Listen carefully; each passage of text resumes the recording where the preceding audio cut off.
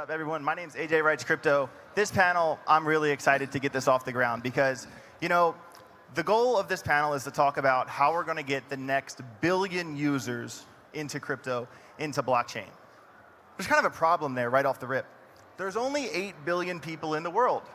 And as Charles said this morning, only 550 million people are in crypto. So that's 6.88% of people in the world are in crypto. How do we get that number to 16%, 17%, et cetera? So initially, when you look at the 8 billion people, you have to realize only 2/3 of people in the world even use the internet. So it's a multi-pronged question, as in, do you target people online, which is only 2/3 of people in the world, or do you also go into the unbanked, the off the grid? So it's a very complicated question when you really think about just broad stroke mass adoption or crypto marketing. So Marc, my first question for you, this is Marc Vanlerberghe, CSMO of Algorand. You all just had a new roadmap come out, a lot of interesting stuff, and you're targeting businesses, you're targeting developers, and you're targeting consumers. So what is your approach with what you just had come out? Yeah, thank you, AJ. So yeah, we had the roadmap come out last week, as you said, and the core focus of this roadmap is to drive broad adoption for crypto. And I think it's, if you think about where the crypto industry is, we're still in kind of a pre-iPhone era. We're like in the era of the Nokia phone, where when you want to go online, you had to basically select your web gateway and click connect. For the people that are older in the audience like me, they'll know what I'm talking about. Younger people won't realize this. But anyway, so that's the era that we're in, right? And so we have services where you need a tech degree to be able to kind of use it. And I think we have to get rid of this. And so one of the core elements of our roadmap is about removing all the possible friction and complexity wherever we can find it. For developers, it means creating tools that allows them to easily use TypeScript and Python and use kind of vibe coding to kind of create their apps online. For users, it means rethinking what a wallet looks like and making sure that you remove seed phrases, you do account abstraction, fee abstraction, you do all the things that are necessary to remove the complexity of blockchain. And for businesses, it means really enabling them to build custodial solutions without having to know anything about the blockchain. And so that's really what we're focused on, is like wherever we find friction, wherever we find complexity, our goal is to just kill it and make sure there's no more barriers for people to adopt this technology. Yeah, and that's a really good point. Like, we had a conversation yesterday, and you told a story about a friend that, you know, you wanted him to send you a couple $1,000s in crypto, and it was a nightmare for him. You know, you're pulling his... It's insane, right? Like, for somebody, like, we're kind of used to doing this. We know how to send USDC from one to the other, and we have good wallets to do that. But for somebody who comes in fresh, who doesn't know anything, right? And this is a guy who actually works for like a big tech company, right? And I tell them like, hey, send me like 500 USDC. And so he said, like, it's insane, like having to go to Coinbase, having to go to the KYC, waiting a couple of days for the money to come over, then transferring it to a wallet, writing down the seed phrases and everything. It's like we don't realize this because we're in it, but for somebody to coming in fresh, it's like, it's just massive barriers, massive barriers. You have to be really motivated to be wanting to do it. Yeah, 100%. And so Beniamin, Mincu from MultiversX, I want to move on to you. And I have a question for you, but first I want to say I had breakfast with one of your employees, work members this morning, and he said, you know, I've read a lot of white papers in crypto, and I had never read a white paper that, you know, mentioned the users themselves and why that's so important. It has to be sleek UI, it has to be easy to use. So I'm going to put my first question for you aside and go to that one first. Why is, you know, targeting users so important from a white paper? No one's done that before you guys. Hello, hello. So first of all, hello Vegas, Rare Evo. Just a quick question. I'm curious how many here have heard about MultiversX? Hell yeah. Extraordinary. Awesome, awesome. How many here own some e-gold, if we're on the subject? Awesome. Respect. Coming back to your question, I think we sort of naturally gravitate much more to everything that's available in front of us And it's very hard sometimes to imagine how people think outside. And to this point, I believe that it's natural for us to almost come back, discuss with the people that understands us, with the people that are in the space, with the other people that are building something. And we very rarely realize how small this niche still is, how almost inexistent it is compared to the larger market. So once you think about the larger market, there's maybe two lenses to think about. One, just liquidity and assets, and then you can imagine the entire crypto space as this small, insignificant almost pond, and then a massive ocean all around us. And then flipping this, it also means there's a small niche of users here, and then a very large ocean of users here. So thinking how we can speak the simple language, how we can make things much more natural, and how we can have a conversation with someone on the street where they don't need to learn rocket science. They don't need to change their life. Or know how to code. Yeah, learn security, like do all these things that are very cool if you're into technology, you love them, but embracing and meeting them where they are, I think requires a very drastic change of perspective. And so in some sense, I believe that one of the most important catalysts that we're going to use ourselves, but then we're going to see as the main translator or the main bridge to this massive ocean of users is AI. And I believe AI in all its forms will enable, and today enable us, for instance, to write programs, applications and so on by speaking English. That's extraordinary. I wish that more of technology would be close to magical. And I feel AI will help us do that. We actually have some good things about which we'll probably share, but yeah, I want to get into AI with you, but before I do that, I do want to move on to Kriss Baird from Project Catalyst. Project Catalyst is essentially a funding mechanism to power projects, not just on Cardano, but multi-chains as well. So coming from a place where you're about to make a selection from X amount of projects, how do you make that selection? Like if there's 1,000 of you, you have to narrow it down to 5. What's that process like? And then once you have chosen the projects, how do you keep them accountable to do what they said they're going to do? Yeah, hi everybody. It's a really good question. For those of you that don't know about Catalyst, great setup by AJ, but it really has powered Cardano's startup ecosystem over the last 5 years. We've run 13 funding rounds. We're currently in the middle of funding Fund 14 with 20 million ADA available for proposals coming from anywhere in the community. But to answer your question, it's really community driven and decentralized from the start right through to the finish. Anyone from the community can submit proposals. The community then review those proposals against criteria of impact, feasibility, and value for money, and then the community votes on them. So, to some extent, we might think of this as like an evolution of the DAO idea, really. But what we're seeing, what we've proven within Catalyst and Cardano is this can be done at scale. We're seeing like 1,500 to nearly 2,000 proposals coming in every single funding round now.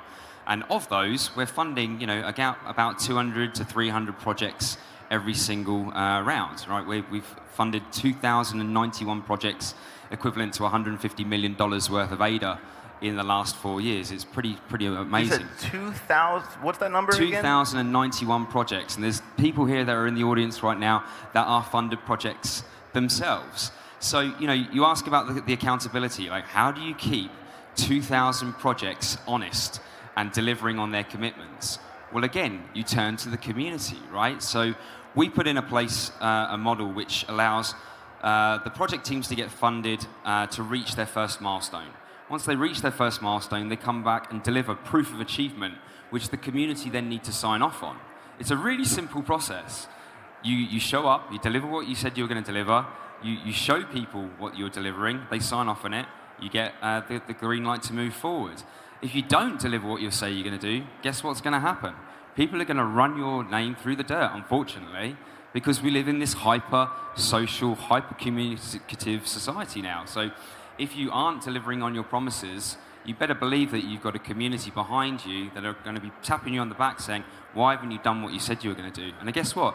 It works. We've funded, as I said, over 2,000 projects, and like nearly 90% of them come back and can complete their commitments. And the ones that don't, it's often for reasons like technology immaturity, or the team falls out, or frankly, someone dies and you just can't complete the project. It's not normally because people just run off into the sunset because they know the consequences of doing that. I think that's really fair. I mean, we've all seen in crypto the rise and fall of projects, the rise and fall of influencers, and accountability is everything in our space, in my opinion, because we have to keep each other honest. And without an honest environment, like, what are you going to do? Benny, I do want to circle back to you because we're talking about onboarding the next billion users onto crypto. My question to you is, are they humans? This is a great question.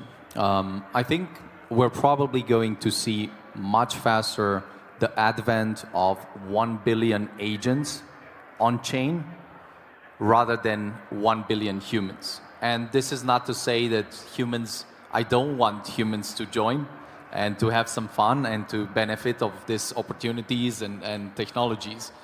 But I just think that once you realize how valuable it will become to have an agent that does work for you, that does maybe trading for you, that just as you have a Tesla that now becomes a robo-taxi, your agent will be the person you send to do work today. And then once that agent starts to be productive, because it has a wallet, because it can do work for you, the question is, can you have 2 agents? And then can you have 10 agents? And I think that's the flip switch where companies from wherever they will be in the world will start buying those agents. And some companies will start selling those agents equipped with these tools that can just surf the internet and do stuff for you.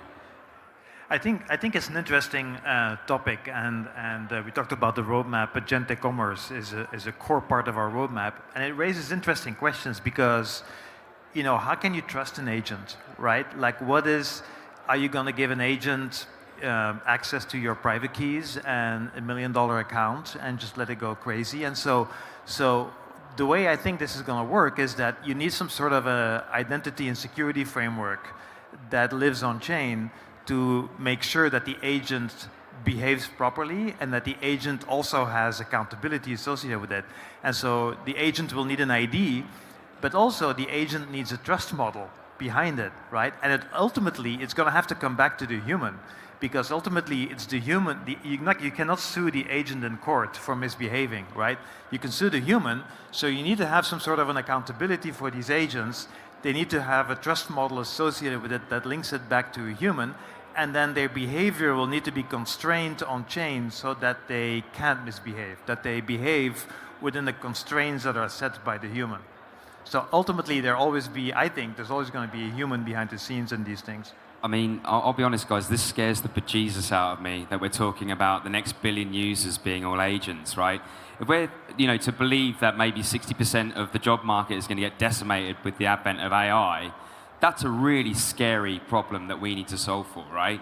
We as humans need to take back more control, and we need to be more responsible and accountable for decision making that we're already outsourcing to people that we really probably shouldn't, right? So when I think about where the next billion users come from, really it's about, for me, it's how can we enable people to make more decisions around causes that they care about, right? When people ask me what I do for a job, I say, if you could play more of an active role in helping to decide how funds are spent towards causes you care about, do you want to play that role? Right? If you were given the opportunity to vote on things, and it was at your fingertips, and it was as commonplace as sending a tweet or posting on social media, but it was towards things that you actually care about, would you want to or not? I think most people would say they probably would, right? You start taking more control of shaping the world around you, And actually, in not too distant future, we could see that we're actually contributing to the voting and the governance and the shaping of the societies that we really do want to see, rather than outsourcing all of our decision making to agents or to people that really don't represent our own interests. 100%. So just to elaborate a bit on this, I'm not as pessimistic as it may seem on humans after all. In fact, I believe that AI tools today grant humans possibilities that just years ago they could not even imagine. And in fact, we've built one tool that's called ViboX that essentially enables anyone, wherever they may be, to create an application by writing in English.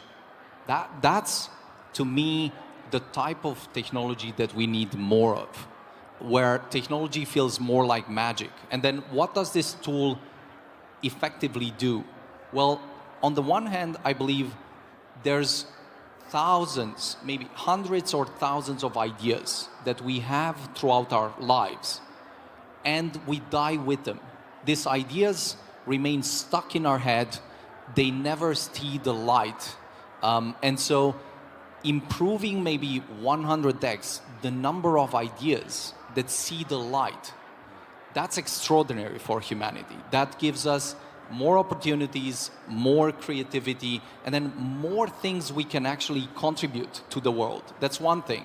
The second thing is this idea that if you look at this entire space, one thing that we care a lot about, and maybe I almost care only about this as we speak, is distribution. And the question is, what's the real bottleneck for the entire blockchain space maybe? And one way to look at this is it has always been developers. Developers are brilliant. We love them. Some of them are geniuses, and that's extraordinary. But at the end of the day, there's only so much, only so many developers that you can work with and so on. So the question is, how can you create a tool that enables anyone, whether they're artists, teachers, singers, whatever else, creators, they can become builders.